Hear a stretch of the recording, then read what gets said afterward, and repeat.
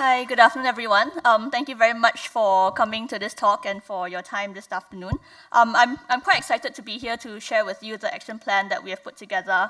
It's been about 2 years in the works since the very first time that we started thinking about, how do we want to address some of these issues to the point where we have now released the report. And of course, the work henceforth is a lot more difficult, and it is an uphill kind of task for us in terms of implementing everything that we have laid out in the report.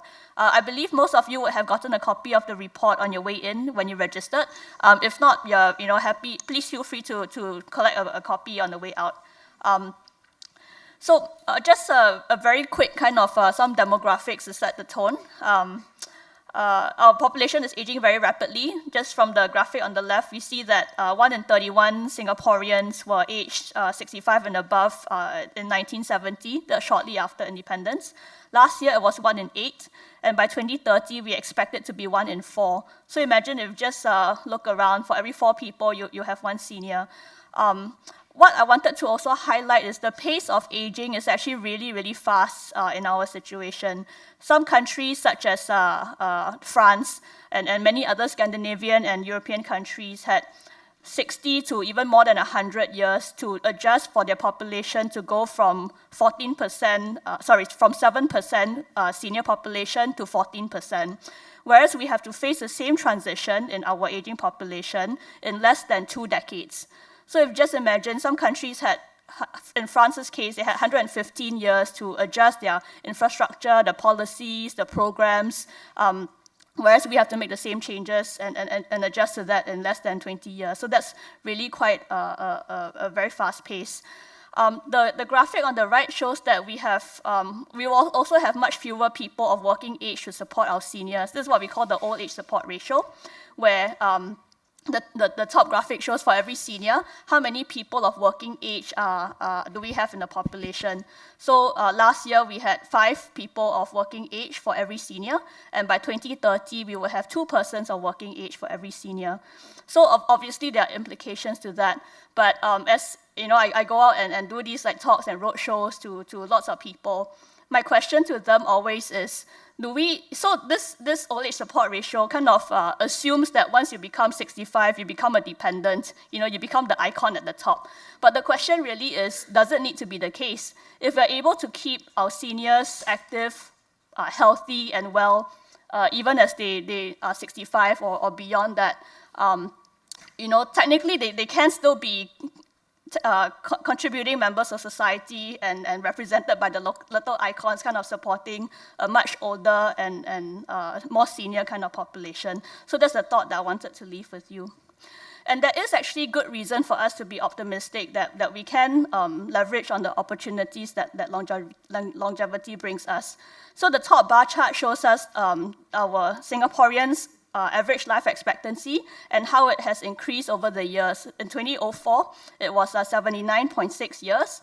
In 2010, we managed to, as a population, live an average of 2.1 years longer. So now life expectancy is 81.7.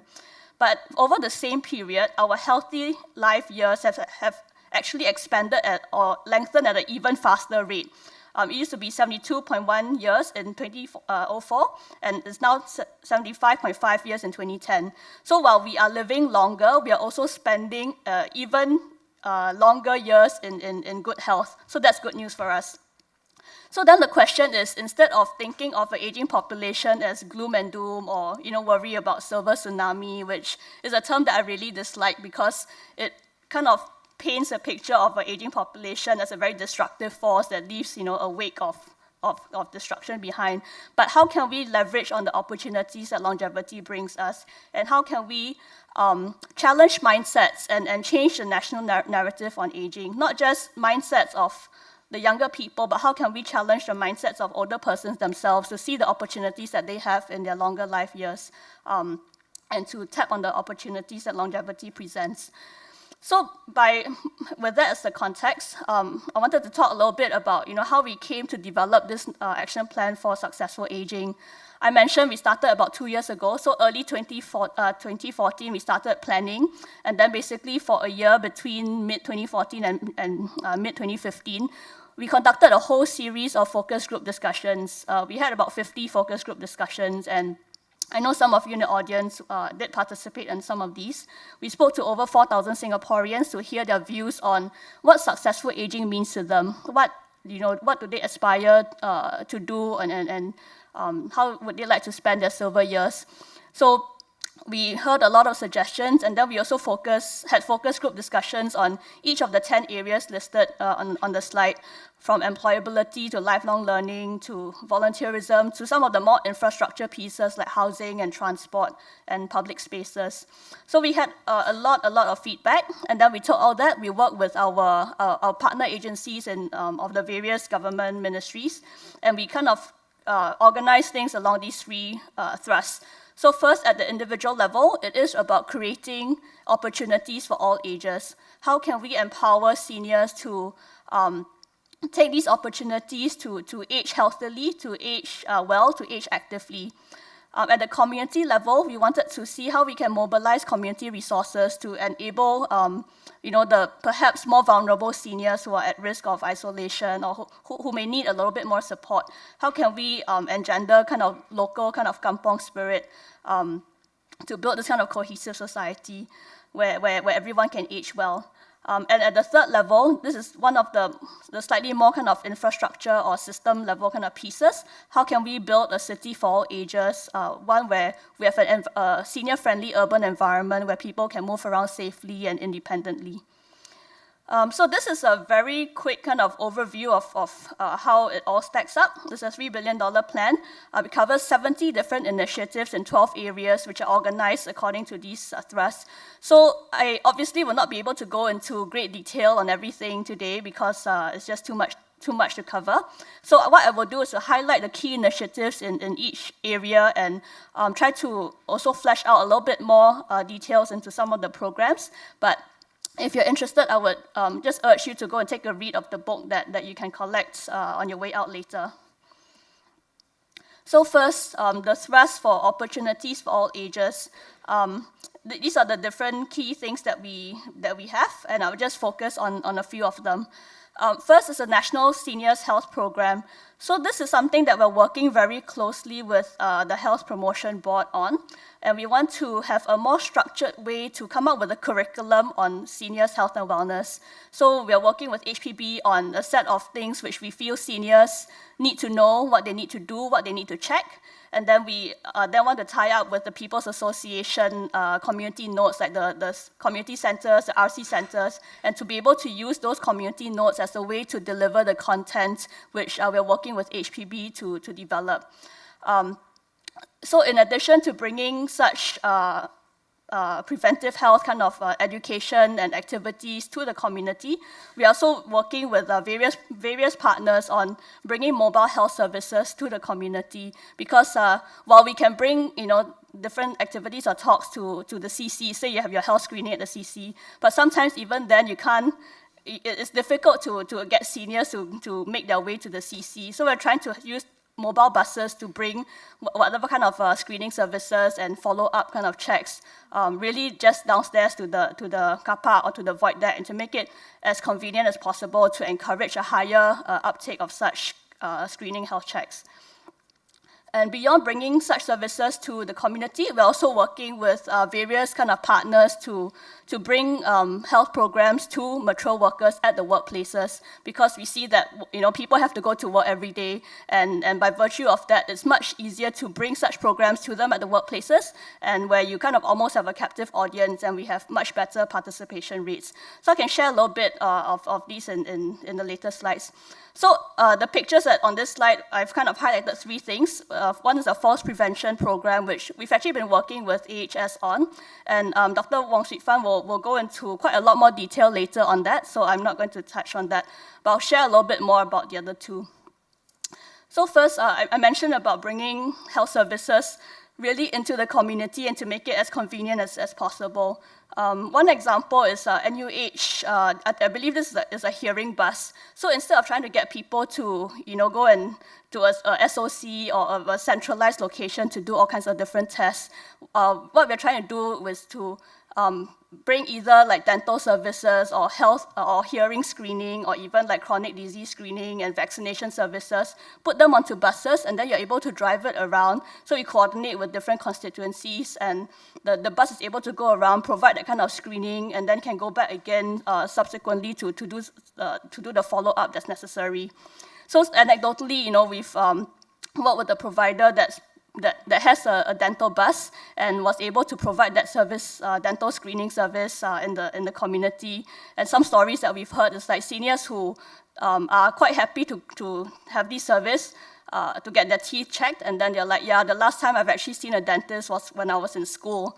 So that, can you imagine like what a long time it's been, and there was just works that needed to be done.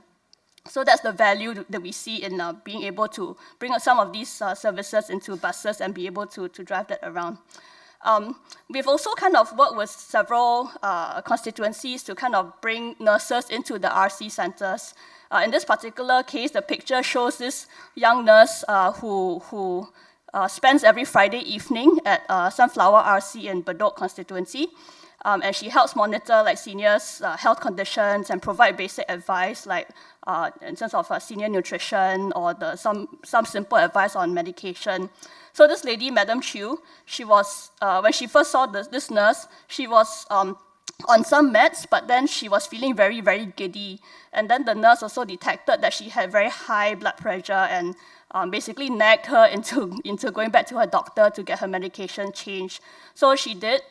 And she had changed her medication. She stopped feeling giddy, and now her blood pressure is under control. And she still goes to the RC every week to see this nurse who kind of monitors her on a weekly basis, and then also, just reminds her what she should be eating and simple advice on exercise. So she used to not even be able to walk from her flat to the RC center unassisted. Her husband used to have to wheel her down, but now she's able to kind of make her way slowly. And when we kind of spoke to her, interviewed her for the action plan report, she's just such a bubbly person, and she's like so happy that she's now able to walk around by herself, even if it's short distances. But she's like, yeah, I can walk to the RC center now unaided. And you can tell that it just means so much to her. And she's just so thankful for this nurse who's able to kind of just keep a watch on her medical condition, and if there's any like things that is a red flag, she's able to pick it up early and then tell her that, hey, you actually do need to go see a doctor for this certain thing. So this is what we're trying to do with even more RCs. This other program that I want to talk about is what we call the Check Car, Check Body program. It's, again, a pilot that is kind of rolled out by HPS in collaboration with the Health Promotion Board. It started about a year and a half ago. And basically, we wanted to bring a workplace health program to taxi drivers. So this started when we had a series of focus group discussions with taxi drivers in early 2014. We said, Uncle, you need to go and take better care of your health. You need to go for a health checkup, and you need to exercise better. You need to eat more healthy. And then a lot of the feedback we got was like, someone said, the Minister for Transport told me I need to drive don't know how many hours a day. Minister for Health told me I need to go for a health checkup. Said, but I only have so many hours a day, so how do I do all this, right? Then the eureka moment came for us when we realized that as taxi drivers, they have to send their cars in for servicing every month. Then I said, okay, if they have to go to the taxi center every month, why don't we plant a community nurse at the service center? So the first month when they come, we say, okay, you check your car, then we check your body. So we do a health screening. Second month, when they come back, we present them the results, and then say, high blood pressure lah, high cholesterol lah, whatever it is, and then give them individualized coaching on how they can adopt like different kind of lifestyle habits to be more healthy. Because actually the taxi drivers, a lot of them are male in their 40s, 50s and above, and extremely sedentary lifestyle. They sit in the taxi all day, they drive around, they go to the nearest hawker center to eat not very healthy food. After the long day of driving, they're very, very tired. They don't really have time or energy to exercise. So that was a very common kind of story that we heard. So after this, it actually showed really good results because every month they get nagged by the nurses, and it was quite a good kind of outcome that we saw. So, for instance, 50% of the taxi drivers who had abnormal readings at the first screening, those who came back for the second screening, I think 6 to 9 months later, they had shown improvement in their screening results. So, the two gentlemen featured here, the first is Mr. Maslan with SMRT. So he started to eat more healthily. He used to love hamburgers, so he's kind of given up on that, and he has lost 5 kgs over 6 months. Mr. Lim now drinks kopi or kosong instead of kopi. He eats less rice and more vegetables. And then he said his blood pressure has come down. He has shed, quite a few kilos. And he said, now my trousers also feel looser. And he's become a very good kind of advocate for the program. He goes around and he tells all his other taxi driver friends, oh, you must check car, check body, come for this. So these are kind of the success stories that we have experienced. And I've just talked about the taxi driver kind of sector, but we're doing a similar thing with bus drivers. So we go in and we try to understand what's the operating environment, what are some of the constraints. And you may think it's very similar, both are drivers, but actually quite different. Because a bus driver, you have a fixed route, and you have less flexibility in stopping for the bathroom, for instance. So we found that actually something that was quite common in bus drivers is they drink very little water because they don't want to go to the bathroom. So not a lot of them, there's a higher incidence of kidney stones, and so for them, hydration education was quite important. So we've been working with, again, the different kind of bus service providers to see how we can introduce a tailored program for bus drivers. And given their shift times, it involves actually doing some of the health screening at 4 a.m. in the morning. So the HPB team and even some of us who, when we first started this pilot out, we went to visit bus depots at 4 a.m. in the morning just to see how we can get it to work. So we have targeted 7 sectors over the next 10 years that we want to reach. So transport is one of them. We also want to reach out to the retail sectors like NTUC, Sheng Siong, because they have a lot of retail aunties and the cashiers who are just quite mature in age. We want to target the cleaners, the security guards, logistics, F&B. So some of these are the sectors that we've identified, and the approach is really how can we go in, not just do a cookie cutter kind of model for everyone, but understand what are the issues that they're faced with and how can we introduce something that really makes sense and will make a difference to them. Okay, so all that was on health. Next, I'll talk a little bit about National Silver Academy. So when we did the focus group discussions 2 years ago, a lot of seniors told us that they want to continue learning. They say, yeah, we want to continue learning, but we don't want to learn as a career thing. It's not about career progression. It's not about professional development. It's learning for interest's sake. It's learning for passion. So I said, we want to go back to school, but it has to be cheap, and we don't take exams. So actually, since then, I've worked quite closely with the Ministry of Education, and we've gone to all the post-secondary education institutions, the PSEIs, so that's your polytechnics, ITE, universities, to get them to come on board, to join us on this National Silver Academy, where so now I actually have a lot of them who have offered short courses, which the government will subsidize for seniors. And then we've also managed to select selected modules within a full qualification program. So like a course within a degree or diploma program, where seniors can sit in and basically attend lecture, attend your tutorials or whatever, but they don't take exams.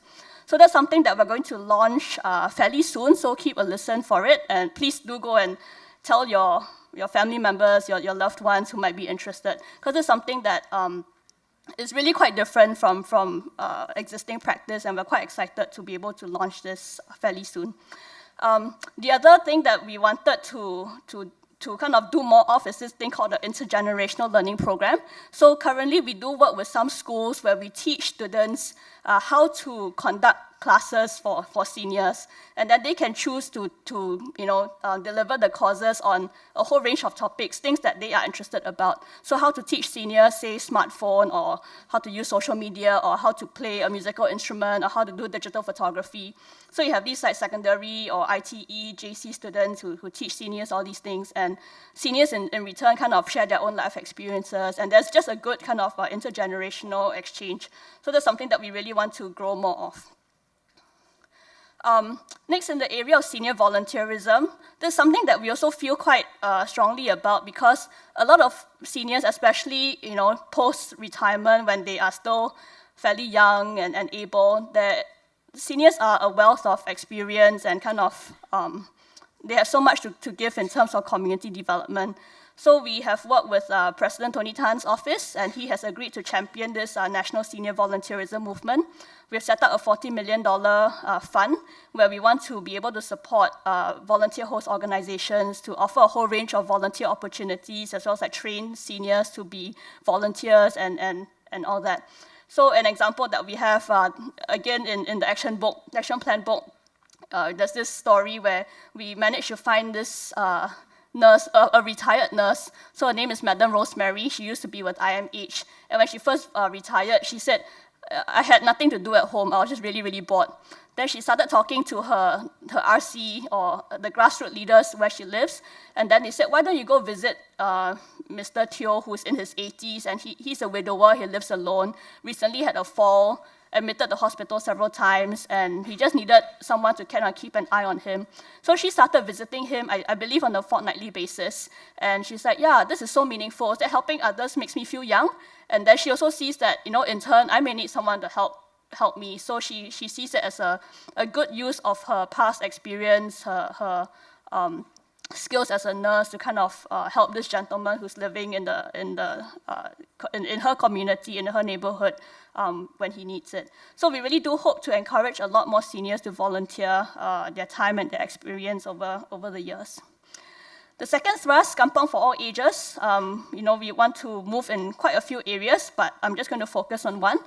We want to build more intergenerational facilities in the heartlands. So this is basically when HEB is building a new town, they typically cater childcare space, elder care space, like hawker center, library, all those sorts of things.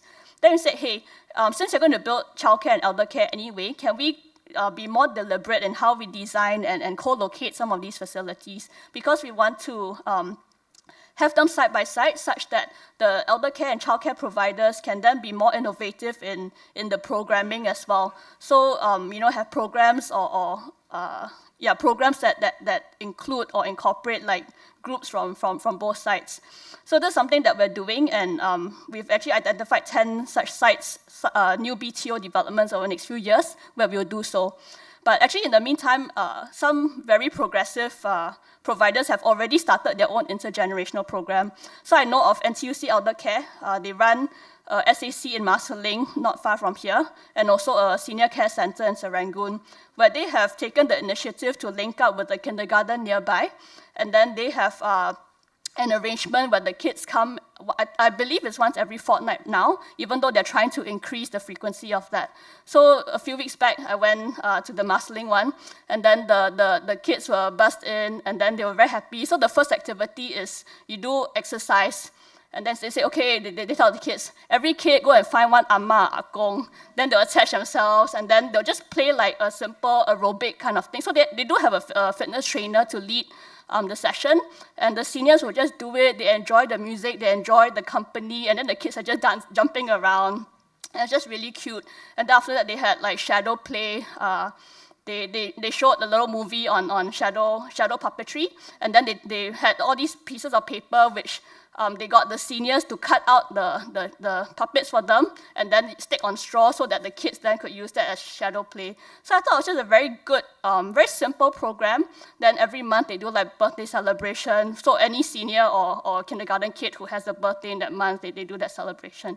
So that's really a vision of what we want to achieve, to have more of these co-location, and then to have that kind of programming to engender that kind of intergenerational thing. Because otherwise, we believe that a lot of the younger persons that we've spoken to in the course of our focus group discussions, a lot of them said we hardly even see our grandparents. And when we do visit, we sit there in front of the TV, there's no dialogue, we can't speak the language, and there was that sense that there was very little kind of intergenerational exchange, which is why we kind of really want to try to encourage more of these intergen interactions. The last thrust is about City for all ages. So I'll touch on some of these.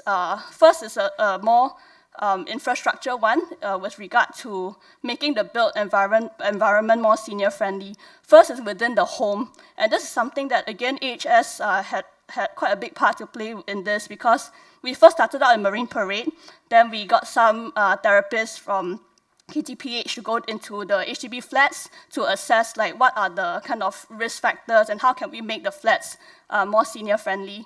Then they suggested a range of different kind of retrofits, like making the bathroom floors non-slip, having like grab bars and like ramps where there are level differences. And that was first tried out in Marine Parade, but then very quickly, it was expanded into a national program under EASE, HDB's EASE, which stands for Enhancements for Active Seniors. So right now, anyone who lives in a HDB flat with a senior occupying that flat, you can actually apply to HDB for a highly subsidized suite of these senior home retrofits. The idea was really to minimize the risk of falls at home and to make it easier for seniors to get around. So this gentleman, so the grab bar that you see that he's holding on to is actually normally in the bathroom. But this gentleman is quite different because he's a double amputee. And in his case, he needed a grab bar there to be able to transfer himself from his couch to the wheelchair.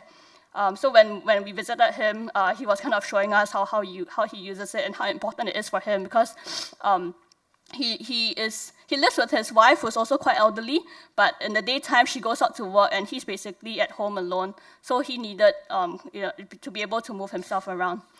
Outside the home, we've also put in place some kind of programs to identify areas that we can improve, like the safety of town infrastructure.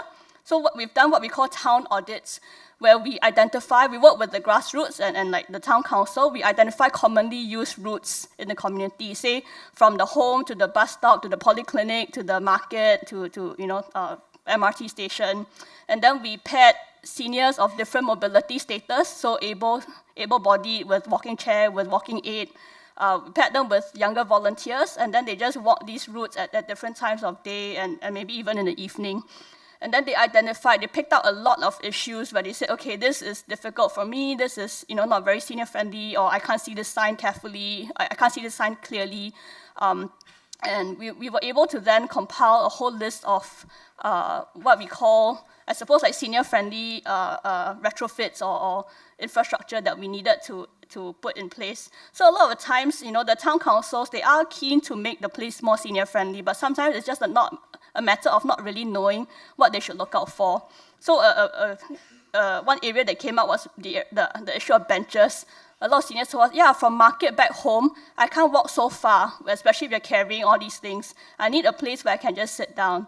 And then when we spoke to a few healthcare professionals, Sing Health has a very good book on like senior-friendly infrastructure.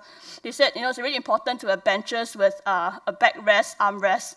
So sometimes the designers, they design very nice benches, but then not very functional. You can't lean back, you can't push yourself up. So we said, actually, these are the important things for seniors, and we have since kind of written everything up, and then we circulated it around such that now the town councils know that if they want to build all these things, this is what it means to be senior-friendly. We've also been working with LTA and MOT on making the whole public transportation network more senior-friendly. So LTA did what they call a footprint mapping exercise, which was quite interesting also. They got a bunch of seniors who are not familiar with, say, the two MRT stations, Bishan to, I can't remember what was the other one, but they started in Bishan. Then they gave them a series of missions. So they said, okay, first, can you find the platform that goes from Bishan station to whichever station? And then once you get out, can you find a toilet? Can you find the tap out thing? And so like simple tasks. And then they were paired with the LTA officer who just observed how they kind of interacted with the signs and things like that.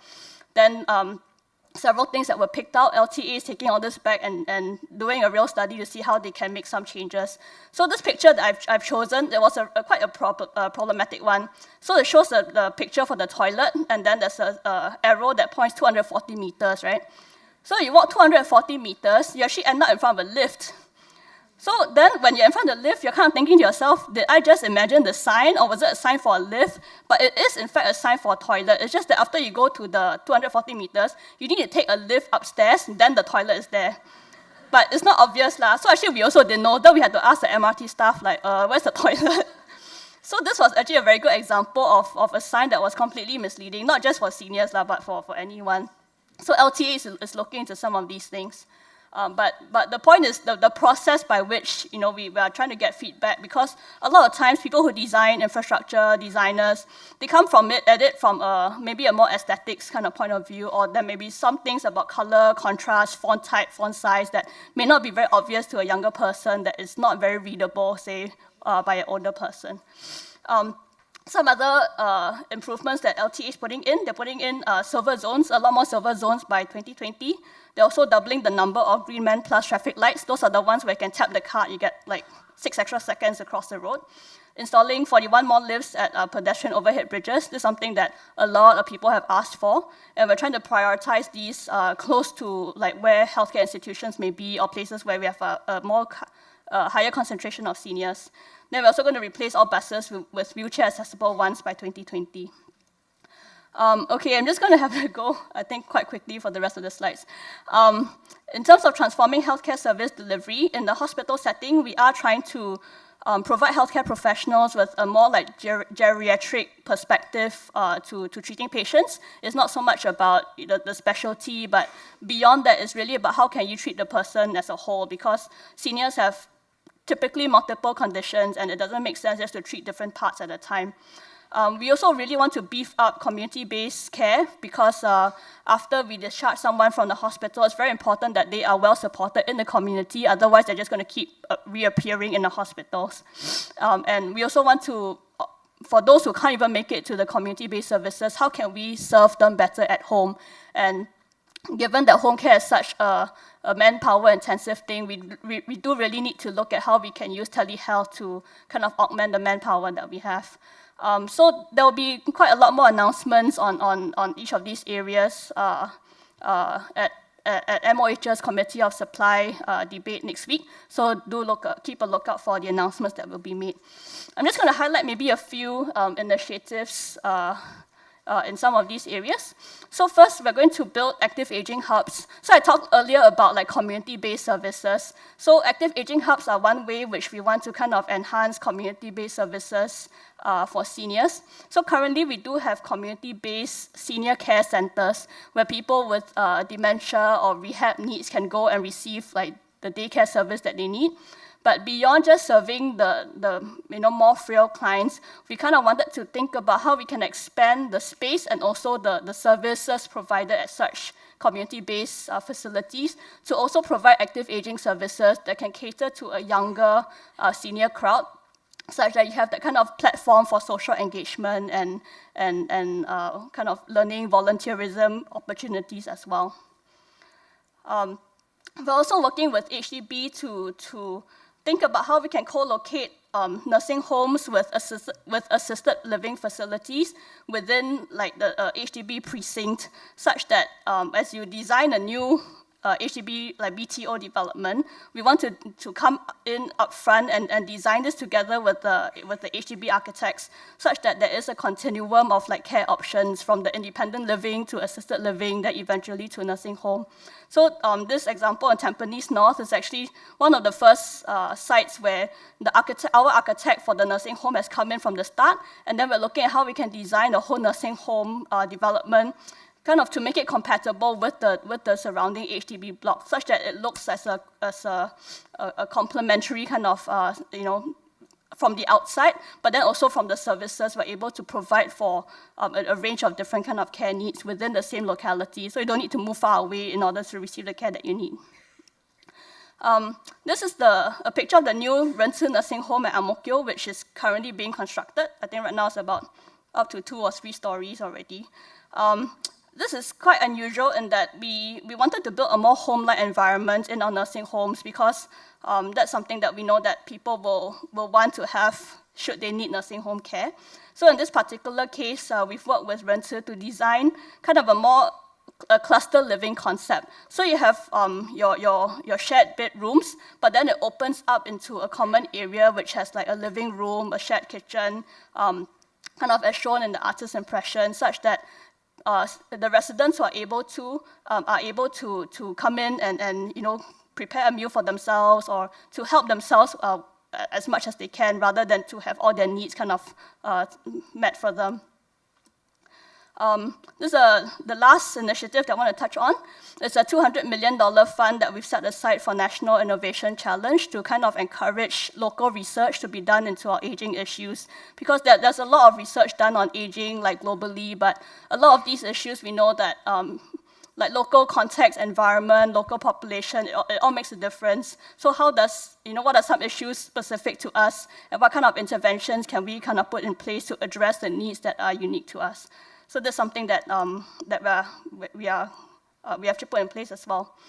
So yep, the action plan is a first step towards making Singapore a nation for all ages. But as you can tell from the action plan and the presentation, there are many, many initiatives that really require the part or the contributions of not just government agencies, but also community, healthcare professionals, volunteers, and seniors themselves. So that's everyone needs to play a part in making Singapore a better place for all of us to age in. Thank you very much for your time.